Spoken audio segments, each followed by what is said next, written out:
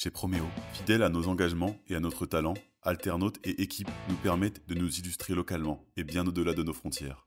Cette année encore, nous avons brillamment démontré cette excellence. Organisées par la région Hauts-de-France, les compétitions régionales des WorldSkills se sont déroulées du 21 janvier au 7 février dernier sur 15 sites différents, dont quelques épreuves sur notre site de Beauvais. Après 4 mois d'entraînement et de préparation dans le cadre du programme de la Fabrique des Champions, c'est dans pas moins de 14 métiers que les alternautes de Promeo et de l'UTDSU Picardie décrochent 25 médailles, dont 8 en bronze, 8 en argent et 9 en or. C'est d'ailleurs ces médailles d'or qui leur permettront de s'envoler pour la grande finale nationale à Marseille en octobre prochain. Du côté du concours du meilleur apprenti de France, c'est Thibaut Guérin en bac pro Mélec à Senlis qui s'est engagé, soutenu par Promeo. Il a conquis les jurys dans son domaine de prédilection, l'électricité industrielle, et a décroché la médaille d'or du concours du meilleur apprenti de France au niveau régional. Une rigueur, un geste précis et un savoir-faire non discutable. Une vraie reconnaissance de ses pairs lui assurera très probablement une nouvelle distinction au niveau national. Partons du côté de Friville et Amiens qui se sont engagés dans le concours « Je filme le métier qui me plaît ».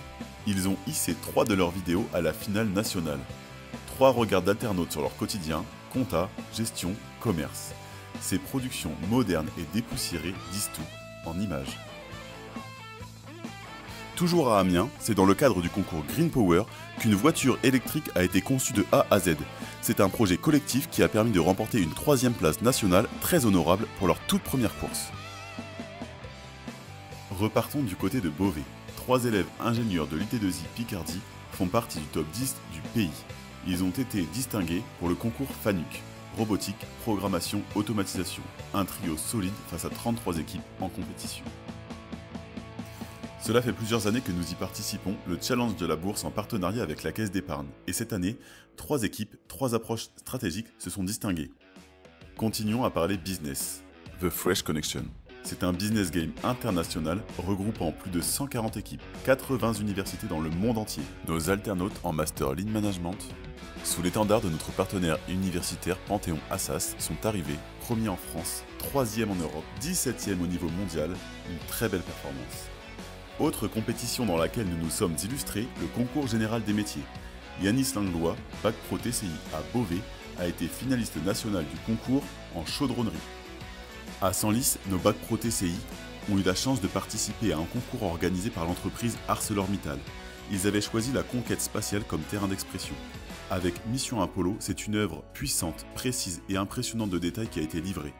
Non primés cette année, ils ont toutefois été salués pour la qualité technique et la force visuelle de leur réalisation. Autre concours, autre section de bac pro TCI à Senlis. Ils ont participé aux Élois d'Or.